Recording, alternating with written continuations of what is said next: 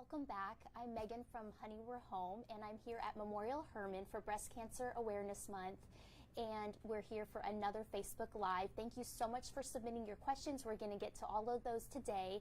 I'm thrilled to have with us Kelly Johnson, a registered dietitian, and today we're going to talk about all about nutrition and how it pertains to cancer prevention and treatment.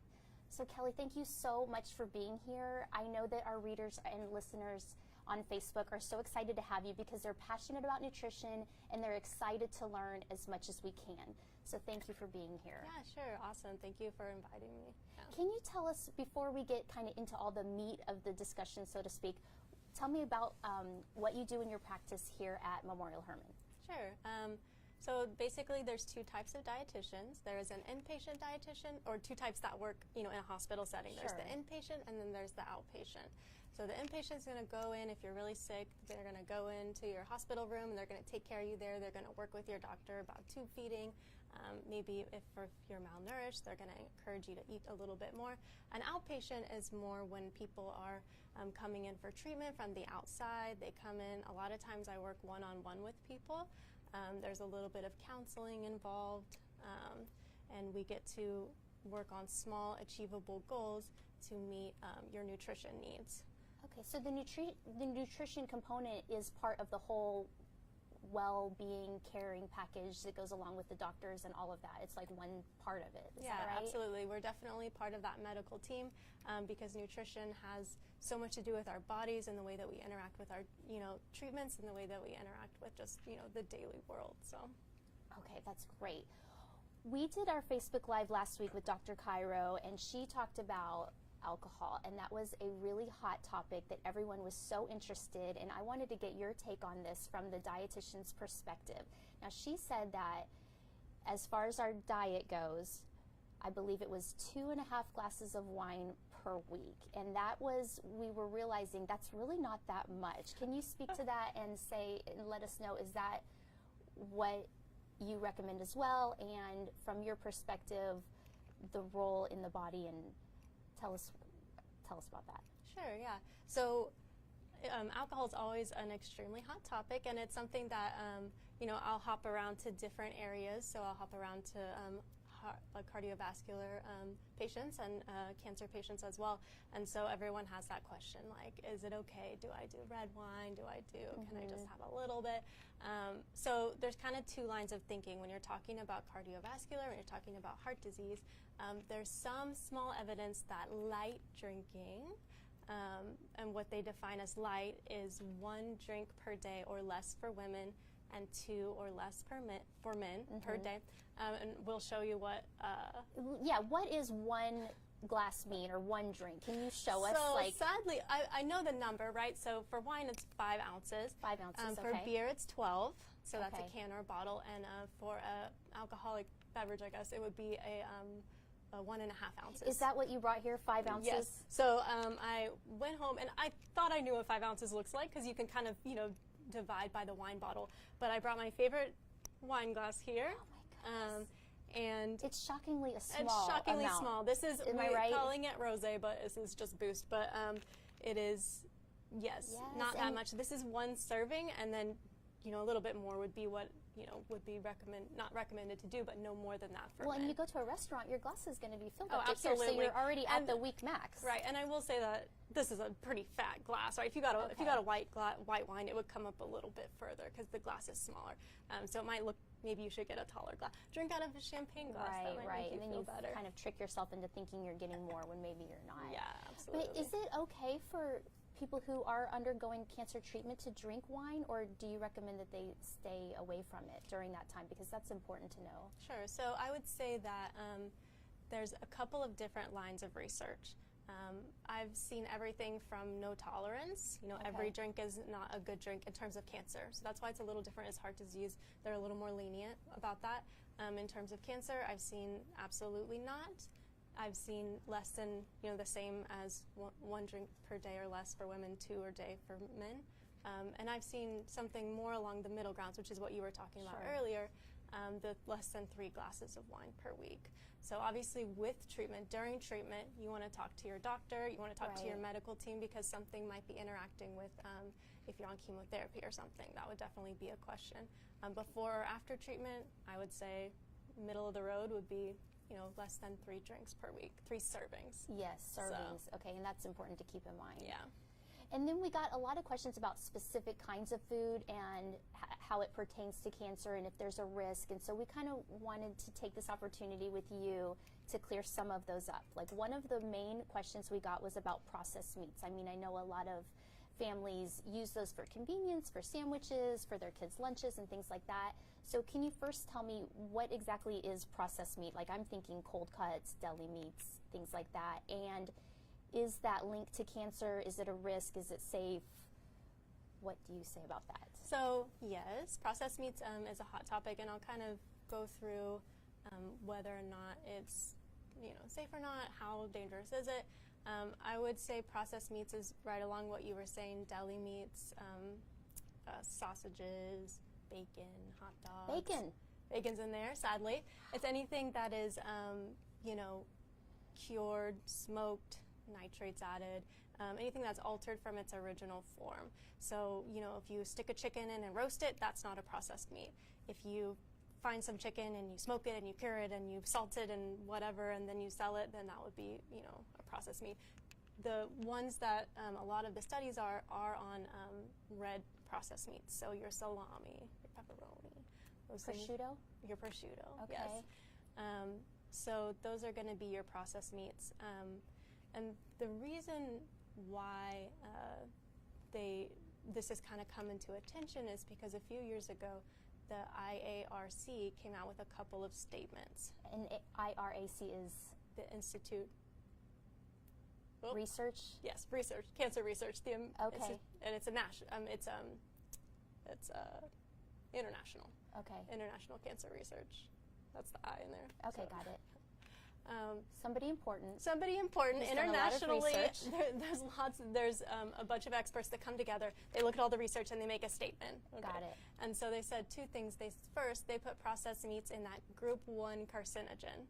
And that scared everyone because what else is in the group 1? I mean, I ate bacon last week for breakfast with my eggs. So, what else is in group 1? Smoking, asbestos.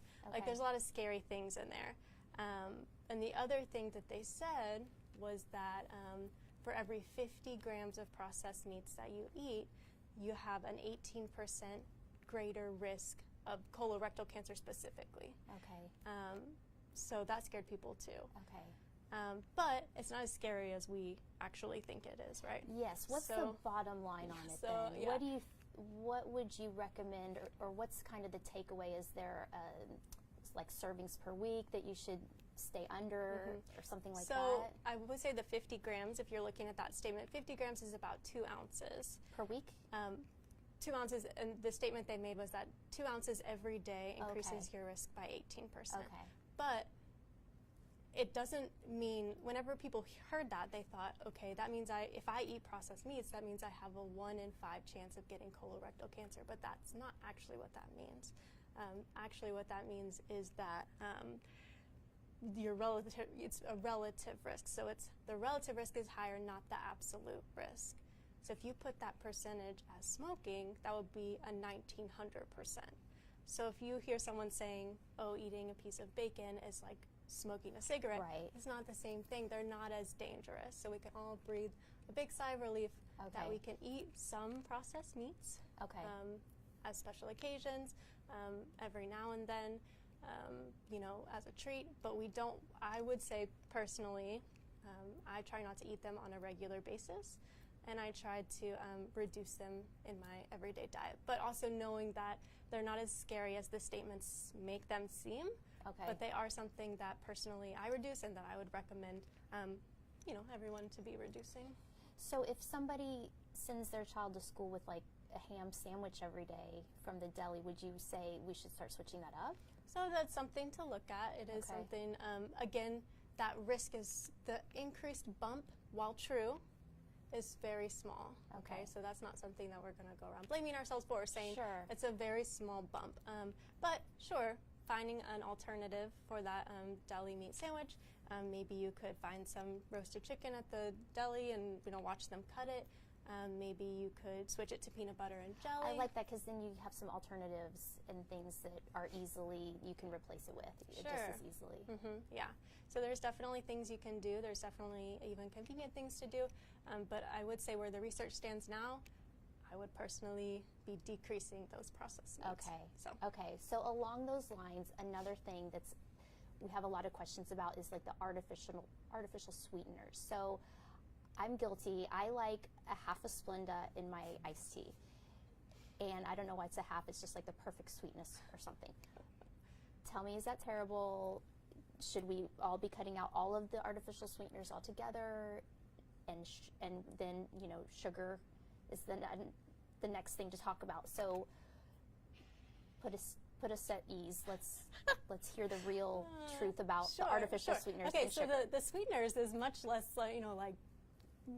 than processed meats. Right, the sweeteners is a good easy answer because any study, any scare that's come out, there was one in the 70s with mice and saccharin, and they said it was giving them liver cancer. And there was one maybe like 10 years ago with equal and mice, and they went back through both of those studies, and they either said, okay, the study wasn't sound, the study was funded incorrectly, or they're biased or something like that, or the mechanism behind why the rats did that does not apply to humans.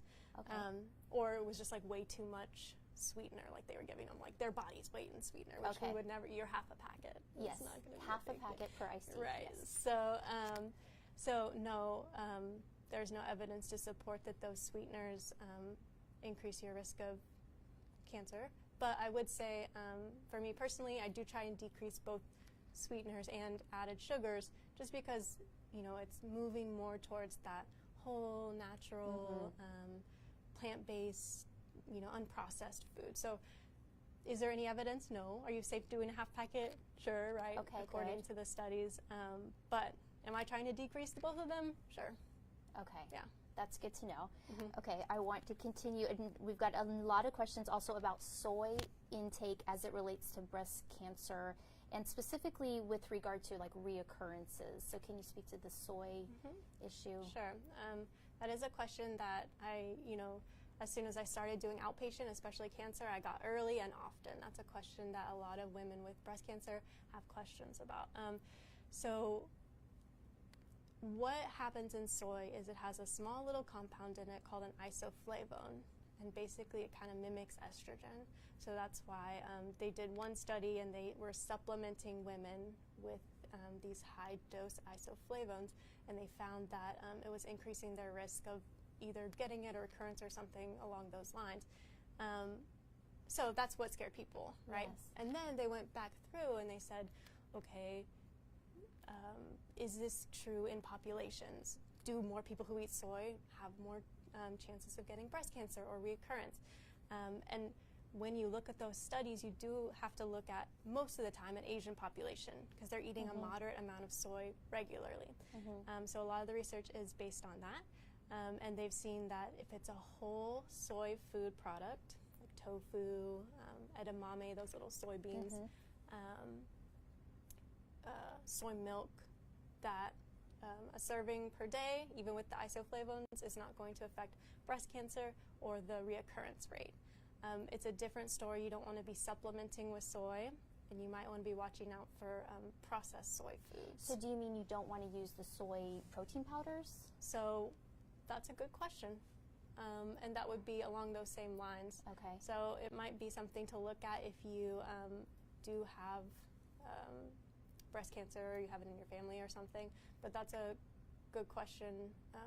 So I think sometimes people want to make a protein shake and they want to stay away from maybe like a processed whey or something like that. So maybe they think that a soy would be a healthier alternative. That's a great question. But it's something that needs more research, or maybe talk to their doctor about. Yeah, I would definitely, because I would put that in the category of not a whole soy food product. So in the research on it not causing reoccurrence and it not increasing your risk are on those whole soy foods. So I would say that would be something.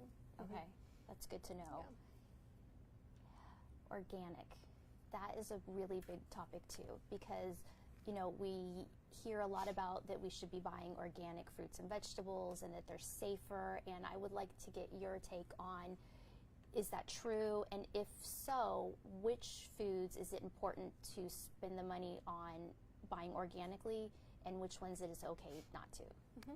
Yeah, so again, the organic is going to be a big topic. People are always interested in that. The good news is, for our pocketbooks mostly, that all the research that they do on these, okay, we found out that more fruits and vegetables means people get cancer less often, right, is just on fruits and vegetables. And they've been using, you know, non-organic pesticide fruits and vegetables for a long time. So we know that in terms of our cancer risk, we definitely, it doesn't matter either way, right? And I think that's important what you just said, worth repeating. So in terms of cancer risk, eating a diet that's high in fruits and vegetables is really important. Mm-hmm. And it trumps anything that we might worry about, like, is it, you know, organic? Does it have pesticides? It trumps all of those things because that's what the research is on. So it's a plate full of those fruits and vegetables.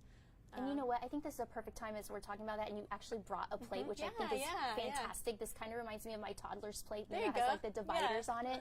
But can you explain this plate and how it pertains to what is recommended for like a healthy eating and reducing cancer risks? Yeah, so luckily this plate is reducing all chronic diseases. So I get to carry, you know, figuratively or actually carry this plate around with me. So basically, when I look down at my food, and you know, nobody's perfect, right? Not even dietitians, don't let them believe that. You want to see, is at least 50% of my plate fruits and vegetables. Okay. Is this the size plate we should be using first of all? I mean, like an 8-inch, 9-inch plate? Yeah, sure. This is kind of like your dinner plate. This is kind of the portion size. If you're working on, you know, decreasing calories, decreasing portions, you might want to use like a salad plate, something a little smaller than that. But most people, this is the plate we're working off of. Okay. Yes. So half your plate, fruits and vegetables. Wow, half. Half. So a lot of times what we do is we have our carbs and we have our protein and we have our one little quarter vegetables. Yes. Usually you have half like the carbs. I mean, Usually. A lot. Yeah. So, and it doesn't matter for me when I'm, you know, especially when I'm talking to people, we could do vegetable, we could do fruit, as long as, you know, we don't have anything else going on. But 50%, this goes for snacks too. Look down at your snack. Is it chips? What is it missing? 50% your fruits and vegetables, right? So that's this side. This side is super important for, you know, cancer risks and for during cancer treatment as well as after. So, and then we have this corner here, that's our carbs. It says grains, but it could say carbs there. So you have your potatoes and your rice. You have your noodles, your bread, chips, tortillas, all that good stuff goes in here. If we can choose whole grains here, it's better. So that means it's fiber. That really helps them with our digestive system and everything like that. And then finally, this tiny little thing is protein. And I've also heard it said like the size of your fist. So that's probably about right. About right, yeah. The size of, or the palm of your hand or a deck of cards. So it's small. And I wish I brought my chicken piece. It's not that pretty, but I should have brought it because it's really small. And it kind of shows us that if we do a bigger portion than that, we maybe don't need meat at every meal. And if you are uncomfortable eating a lot of meat, we can do plant-based protein here. So that would be your beans and your seeds, your lentils, your nuts. Chickpeas go in there. Yeah. So if you're fish, going for a whole, fish can go in there. So other proteins, you got your fish, you got your chicken, you got your leaner cuts of red meat, less often, of course. So that's kind of the little tiny protein section. This plate is awesome. I really love how colorful it is. Can we buy this somewhere? I think that I saw it once on Amazon, but of course, Amazon for everything, right? But I would say, if you can find one, I always want one that doesn't have this thing in, divider, because what if you have like a salad here and some fruits on top? Like, I mean, that would be just as fine. So. Okay, so then getting back to the organic question, you're saying it's more important that we eat a 50% plate of fruits and vegetables than whether or not it's organic or not. That we worry about it. Now, if you want to worry about it, there is a list called, you know, the Dirty Dozen and the Clean 15, and that can help you kind of decide, okay, maybe these are the fruits and vegetables I would rather buy organic. Personally, for me, with all the research that I've read and everything, I only buy organic if I think it's going to taste better and make me eat more fruits and vegetables. Okay. Like, I like organic plums. Okay. So that's kind of the only time I'll splurge on them. And what about like if you're eating the skin of something, like maybe a banana you're peeling, so you're just eating the inside, so it's maybe not as important on that one? That's usually the case. Okay. Yeah, is if you can peel it, a lot of times the pesticides on the outside. So, but again, you're never going to probably be 100% pesticide free. It's just something that we. Yeah, and can you talk to that? Because I think that's the point of buying organic, because you're thinking you're not getting those pesticides, which are what is the chemicals that are put onto the food when it's growing, right. Correct? So can you speak to that and about the pesticides and what you were saying about how it's never going to be 100% off. free? Yeah, so, they use pesticides so that they can grow a crop easily, making sure that bugs aren't getting to it or other weeds or whatever it is. And then organic, you definitely get much lower rate of that, if they're testing it and if it's correct, right? And if you wash your stuff, right, you can wash it, that can reduce it. Okay. But again, back to healthiness, back to cancer risks, it's just on fruits and vegetables. So I wouldn't be afraid of it. I wouldn't not purchase it if you can't buy it organic. Okay. What are genetically modified foods, and what role do they play in cancer? So genetically modified foods is something I know a little bit less about, but basically what happens is scientists in a lab, they take something, a fruit or a vegetable, and they swap out one of its genes with genes from another species, another plant, another something, right? And what it does is it makes the fruits and vegetables whatever they want them to be, which is actually pretty crazy. So you can make them hardier for the winter. You can make them, resist bugs and resist being affected by the pesticides. So there's tons of stuff that they can do to make these crops, grow better. So the question is are those things causing us, a negative effect on our bodies? And the answer is, according to all the big wig, American Cancer Society, everything, that there's no evidence to support that. But, I feel like as we do it more and more, as we get more into it and do research on it, there's groups of people who are very interested in, is this going to affect us, right? So as more research comes out, I think that we'll learn more about it. But for now, I would say definitely just focus in on what we know. More fruits and vegetables. How would we know we're eating something that's been genetically modified, especially like a fruit or vegetable? Does it say it on the package? Is there something we should be looking for? So the top two that are typically is corn and soy. And then I would say there are things on the package that will say non-GMO. Okay, so that the would non-GMO is what we're no, looking for to... if you weren't going to eat it. And then I think they might have to put it on the package, but I would have to go back and double check if it is GMO. So I would say you can look into it. For me personally, it's not something that's on the forefront of my mind. So more about my healthy eating patterns and that plate, the stuff that I know will make a big difference for me. Okay. So before we get into more specifically like what type of diet you would recommend for somebody that is undergoing cancer treatment, are there any foods that we should be aware of that cause cancer or cause or prevent breast cancer specifically? So basically, I would say there is no one food that can cause it. There's no one food that can prevent it. And if anyone tells you that, they're probably trying to sell you something or like a supplement or a book or whatever they're writing that we know of yet. Obviously, nutrition, you can't make a definitive statement. There might become some miracle berry that pops up, but there is no one food. There's just that eating pattern. It's something where you want to be filling your plate, kind of like we talked about. It's something where we want to be decreasing those processed foods, decreasing high fat, high sugar, decreasing, the alcohol, the sugar sweetened beverages. So it's going to be your best chance of, preventing those risks or reoccurrence is going to be focusing on your meal pattern. Okay, and is that because one of our main goals is to stay within that healthy BMI, which is what Dr. Cairo talked about last week, and if you missed it, you can hop on back and watch that Facebook Live here. But she talked about checking your BMI, which is, can you explain again what that is? Sure, yeah. So BMI is just your weight over your height squared. but your weight's in kilograms and your height's in meters. So definitely if you're looking to see what your BMI is, if you were looking from last time, you just go online, type in BMI calculator.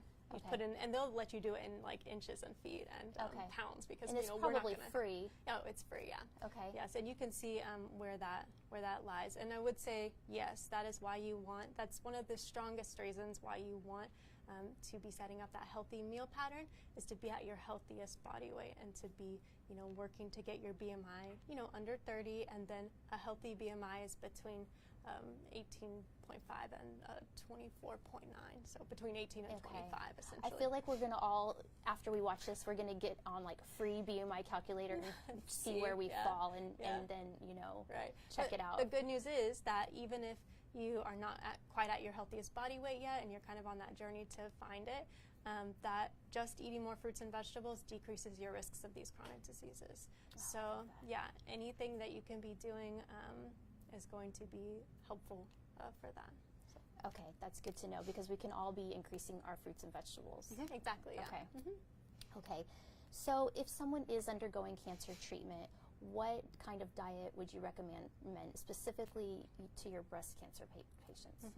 So there's different types of people who would come in and on different journeys in terms of having breast cancer. The normal person that I see just needs to be making small, gentle, healthy changes. So something that's going to support you during treatment, something that's going to support you long term. What I would not say, some people kind of get they hear, okay, I need to be at this body weight, and they want to do something really restrictive, and they want to do it now. That's never during treatment, no, right? Okay. I will tell them. Too much stress and just too much change. Too much going on for your body. And some treatments, if you happen to be losing weight quickly, you need to be talking to your team about it, because some treatments get a little thrown off by it. But making one small change, like, okay, I drink Dr. Peppers all day, every day. Maybe we try and drink just one, or maybe we drink it just on a Friday. So those little changes like that to move towards a healthier diet or eating plan, rather than a strict overhaul of something. You don't ever want to be like sweeping off whole food groups. So you don't need to completely cut out carbs or completely cut out protein or anything like that, just making that small change. And on top of that, giving yourself some breathing room. You're going through a lot. Sure. Giving yourself some comfort days, some comfort recipes, letting people bring food to you, and eating your favorite foods. I bet that's so important, like even setting up that meal train or something like that, and being okay to receive some meals from other people. Absolutely. Just to take the burden of like the grocery shopping and the meal cooking, prep off and all of that. Exactly, yeah. And so definitely, but whenever it's your choice and it's time for you to make that good decision, making those healthy decisions kind of like the place that's during treatment as well. And that's obviously if you're at like that good body weight, you come in and you have some changes to make.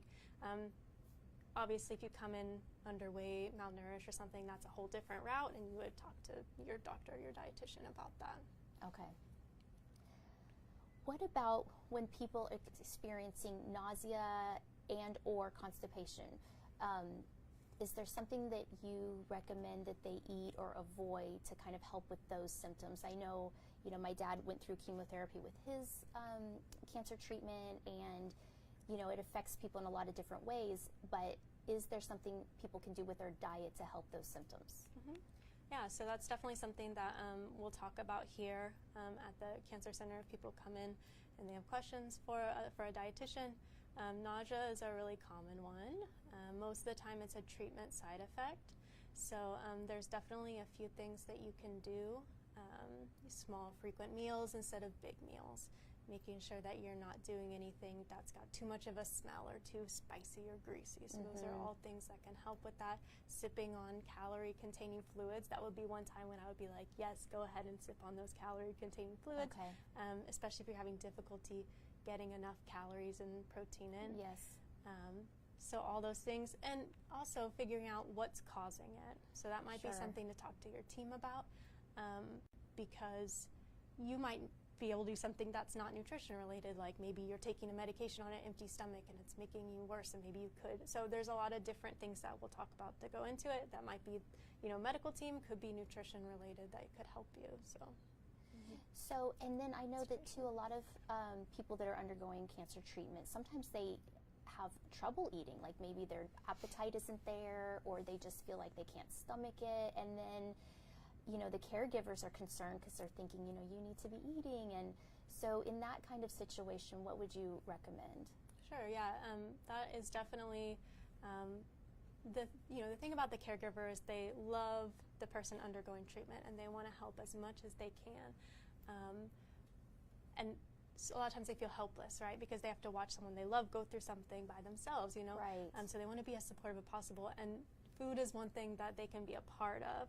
So I know it can be a lot of tension sometimes between the caregiver and the patient. I'm sure you hear that a lot, don't you? Yeah. Like maybe someone saying he won't eat or she won't eat, right? Yeah, and it's a lot of times like accusatory, and they're bringing them Yes. to me because they think that I'm gonna make them do it. But I mean, it helps. It does help to hear someone from the outside, because sometimes family, you're like, I get it, I should eat.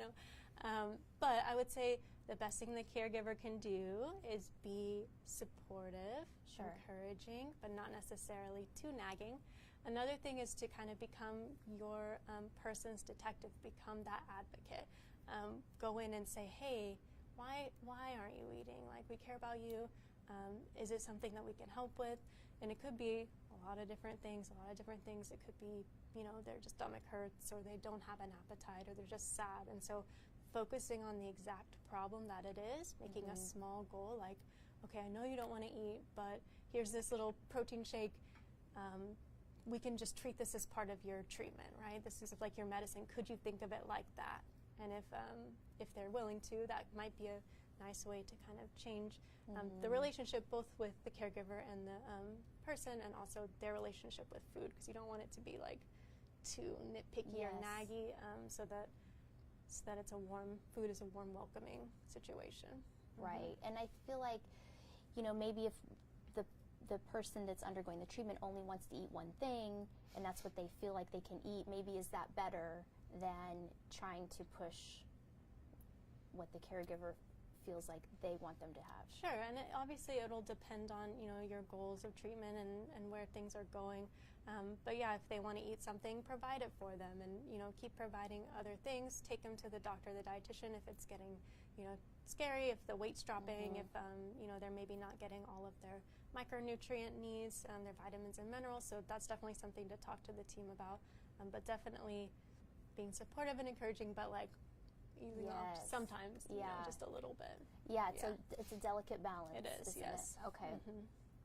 What about after treatment? Is there things that you encourage them to eat, or that they should stay away from? So kind of a few things that we've been talking about. So we decrease the alcohol, we decrease the processed meats, we work towards our healthiest body weight with the plate, so that's lucky that all crosses over. And those are the things that we're going to try and do to decrease recurrences, to kind of change our lifestyle so that we can be the healthiest version of ourselves. And feel good and have energy. Exactly, all those good things that go along with it. Yeah. Okay. What should we tell our daughters, sisters, mothers, wives, girlfriends about diet and exercise to help them prevent breast cancer? That's a good question. I would say, especially for that group that you just said, it's to take care of yourself, right? To prioritize that, because a lot of times as women, as wives and girlfriends and sisters and stuff, we have a tendency to take care of everything around us and forget about ourselves, and we can even feel guilty for exercising or eating healthy or making the whole family sit down and have a meal plan, and that can some resistance from there. But on the airplane they say the oxygen mask going to fall. You put yours on before you put on your loved ones, because if you can't take care of yourself, then it's hard to take care of the others. So sometimes that's the first step in eating healthy. That's the first step in making some of these small changes, because a lot of these changes are difficult to make. But the first step is to kind of change our mindsets around that a little bit. I 100% agree with you. This is advice I've gotten years and years and years from my own grandmother, and she says, take care of you. And she signs every letter, take care of you. And I think that's really helped me, because it's like given me permission to make me feel like it's okay, and I'm not selfish for wanting to be healthy and fit, and then I can give so much to everyone else. So Grandma's right. We heard it here. Right. Thank you so much, Kelly Johnson, for being with us. That's going to wrap up this Facebook Live. Thank you so much for tuning in, and we will have another one right here, same time next week. See you then.